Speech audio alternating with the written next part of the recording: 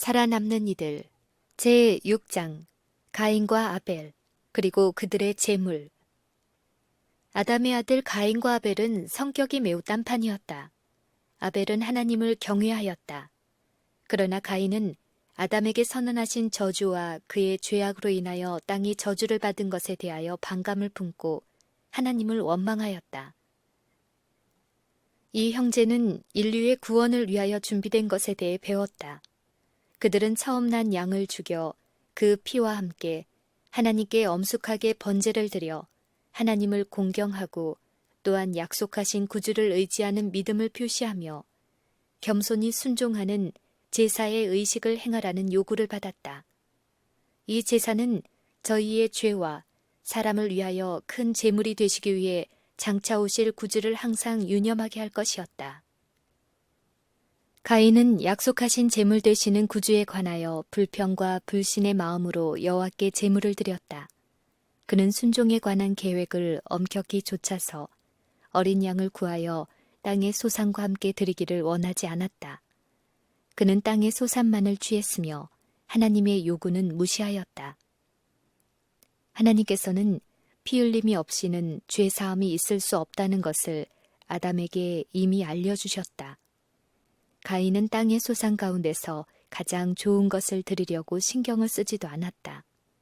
아벨은 그의 형에게 희생 제물의 피 없이 하나님 앞에 나아가지 말라고 충고하였다. 맏형인 가인은 그의 아우의 말을 들으려고 하지 않았다. 가인은 아우의 권고를 무시하고 그 제사 예물의 필요성에 대하여 의심과 불평을 가지고 그의 제물을 드렸다. 그러나 하나님은 그것을 간합하지 않으셨다. 아벨은 하나님이 명하신 대로 처음 난 양들과 살찐 것들 중에서 가져다가 장차 오실 메시아에 관한 확실한 신앙을 가지고 겸손과 존경하는 마음으로 제물을 드렸다. 하나님께서 그의 제물은 존중하셨다. 하늘에서 빛이 번쩍이더니 아벨의 제물을 불살라 버렸다. 가인은 하나님께서 자기의 제물을 간합하신다는 아무런 표시도 보지 못하였다. 그는 하나님과 자기 동생에 대하여 화를 냈다. 하나님께서는 한 천사를 가인에게 보내사 그와 더불어 말하도록 하였다. 천사는 가인이 노한 이유를 묻고 만일 하나님께서 지시하여 주신 대로 잘 행하면 하나님께서 그를 받으실 것과 그의 제물을 귀히 여기실 것이라고 말하였다. 그러나 그가 하나님이 지시하는 대로 겸손히 복종하며 하나님을 믿어 순종하지 않을 때에는 하나님께서 그의 제물을 간합하실 수 없는 것이다. 하나님께서 그의 제물을 받으실 수 없었던 것은 하나님이 공평하시지 않거나 혹은 아벨에게 편애를 나타내신 것이 아니라 다만 자신의 범죄와 하나님의 명백하신 명령을 불순종하였기 때문이라는 것을 천사가 알려주었다. 즉, 가인이 선을 행하면 하나님이 그를 받으실 것이고 아우는 형의 말을 들을 것이며 맏아들이기 때문에 그가 주도권을 잡게 될 것이라고 하였다. 그러나 가인은 천사에게 이처럼 충실하게 가르침을 받았지만 뉘우치지 않았다. 자기의 불신에 대하여 자책하고 반성하는 대신에 그는 아직도 하나님이 불공평하고 편애하신다고 불평하였다. 시기와 증오심을 품고 그는 아벨과 다투며 그를 질책하였다. 아벨은 온유한 태도로 형의 과오를 지적하며 잘못이 형에게 있다고 말하였다. 그러나 가인은 하나님께서 아벨의 제물을 기꺼이 받으신 표를 보여주신 순간부터 아우를 미워하였다. 그의 동생 아벨은 하나님께서는 저희 부모를 즉시 죽이실 수도 있으셨지만 그들의 생명을 취하지 않으심으로 나타내신 하나님의 자비하심을 옹호함으로써 형의 노여움을 가라앉히고자 애썼다. 그는 가인에게 하나님께서 그들을 사랑하신다는 것과 그렇지 않으면 무죄하시고 거룩하신 그의 아들이 사람이 자신의 불순종 때문에 받아 마땅한 진노를 당하게 하지 않으셨을 것이라고 말하였다. 사망의 시작. 아벨은 하나님의 계획을 합당하다고 설명하였으나 가인은 심히 노하여 아벨을 미워하고 격분하여 드디어는 아벨을 죽였다. 하나님께서 가인에게 네 아우 아벨이 어디 있느냐고 물으셨을 때 그는 내가 알지 못하나이다. 내가 내 아우를 지키는 자니이까? 하고 죄된 거짓말을 하였다. 하나님께서는 그의 범죄에 대하여 알고 계시다고, 즉 그의 온갖 행동과 마음에 생각하는 것까지라도 다 훤히 알고 계시다고 가인에게 알려주셨다. 그리고 가인에게 말씀하시기를 네 아우의 핏소리가 땅에서부터 내게 호소하느니라.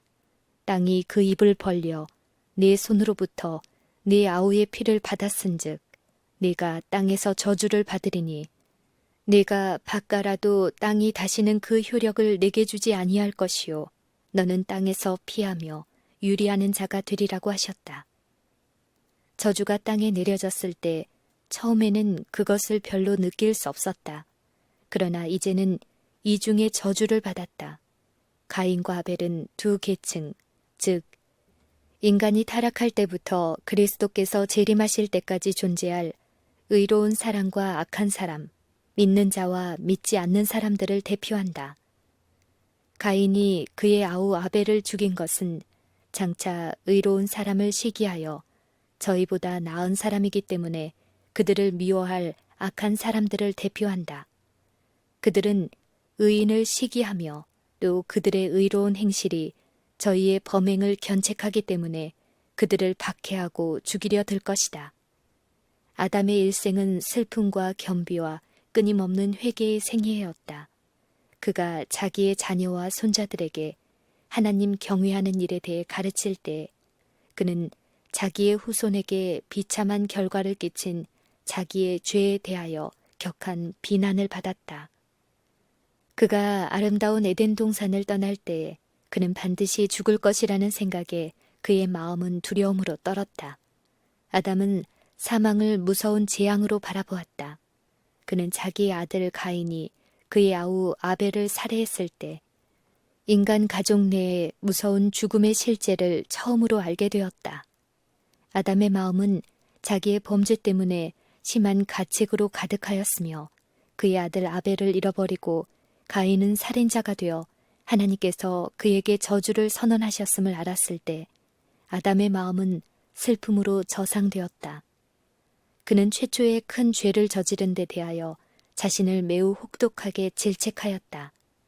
그는 약속하신 희생 제물을 통하여 용서하여 주시기를 하나님께 탄원하였다. 그는 자기가 낙원에서 범한 죄악 때문에 이르러온 하나님의 진노를 뼈저리게 느꼈다. 그는 후에 하나님께서 지상의 주민들을 홍수로 멸망시키도록까지 했던 전 세계적인 타락을 목격하였다. 창조주께서 그에게 선언하신 죽음의 선고는 처음에는 무섭게 보였으나 수백 년간의 생애를 한 후에는 사망으로서 비참한 생애를 그치게 하시는 것이 공의로우시며 하나님의 자비의 처사라고 보게 되었다. 아담은 떨어지는 나뭇잎과 시드는 꽃에서 쇠퇴해 가는 천연계의 첫 징조를 목격하였을 때 사람들이 죽은 자를 위하여 슬퍼하는 것 이상으로 심히 슬퍼하였다.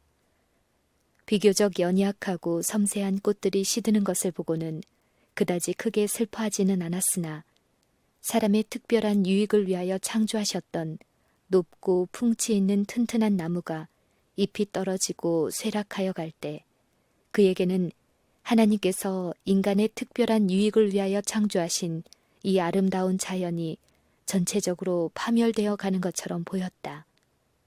아담은 자기 아들과 손자들, 즉 구대 손들에게까지 완전했던 에덴의 가정, 그리고 그의 타락과 그로 인한 무서운 결과들, 그리고 아벨의 죽음을 몰고 온 자기 가족 내의 불화로 인해 그가 당한 슬픔의 짐을 자세히 말해 주었다.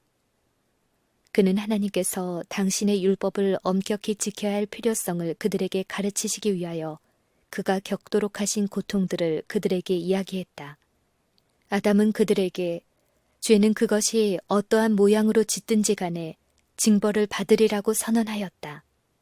만일 그들이 하나님을 사랑하고 경외하면 그들을 자비롭게 대해 주실 하나님을 순종하라고 간절히 부탁하였다.